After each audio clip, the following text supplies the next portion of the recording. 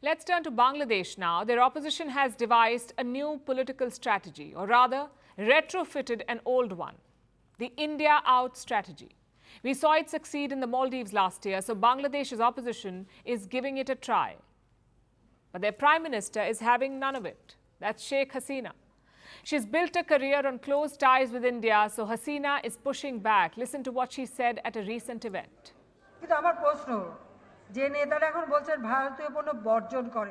I have a question for those politicians who are now saying boycott Indian goods. How many Indian saris do their wives have? And why are they not taking the saris from their wives and setting them on fire? We are importing spices, onion, garlic, ginger and many other items from India. Why don't they cook without these Indian spices? They must cook and eat food made without these spices. No half measures there. Sheikh Hasina is on the charge, and she's got a point.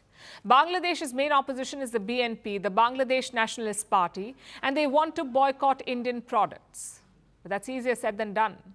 India exports essential commodities to Bangladesh, like spices, oil and vegetables. So the Prime Minister's question is valid. Will the opposition boycott those too? We'll come to the economic angle in a bit, but first, let's look at the politics. How did this movement start?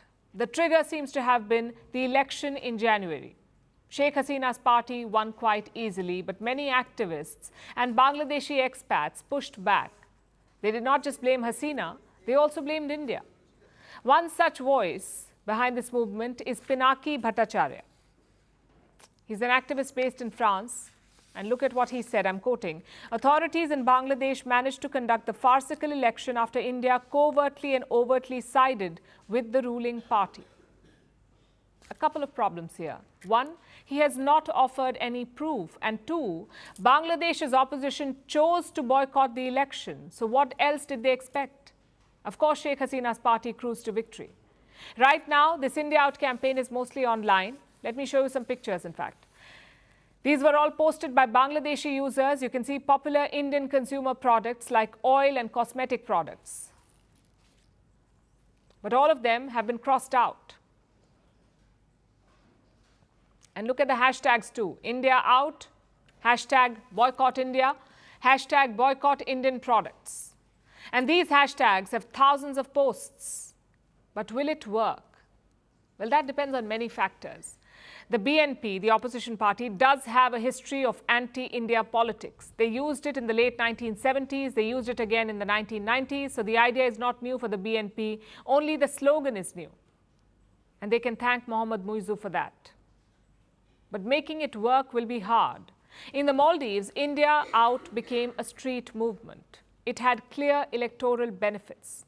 But in Bangladesh, that is not the case. The movement is largely online. It is being promoted by activists and leaders based abroad. And that is a key difference. Plus, in Bangladesh, a lot of money is at stake. The bilateral trade is worth almost $16 billion. India is Dhaka's top export destination in Asia, even higher than China. So no Bangladesh government can afford to push India away. And do not forget the culture and history. India and Bangladesh were once the same country. They fought together against Pakistan. So it's a relationship that runs deep. And by challenging it, the BNP is playing a dangerous game. Look at what this Bangladeshi commentator wrote. And I'm quoting again, "Instead of promoting national cohesion or furthering strategic objectives, the India Out campaign poses a risk of creating division, hindering economic development, and isolating Bangladesh on a regional level." We could not agree more. But what should India do about it? Ignore and move on, or keep a close eye on matters? Maybe the second option. It's clear that the India Out movement is not a nationwide campaign, yet Prime Minister Sheikh Hasina spoke about it. She decided it was important enough to criticize, and India should do the same. Maybe expand its outreach in Bangladesh, understand what its people think about India, and invest more in people-to-people ties. It's the best way to nip this movement in the bud.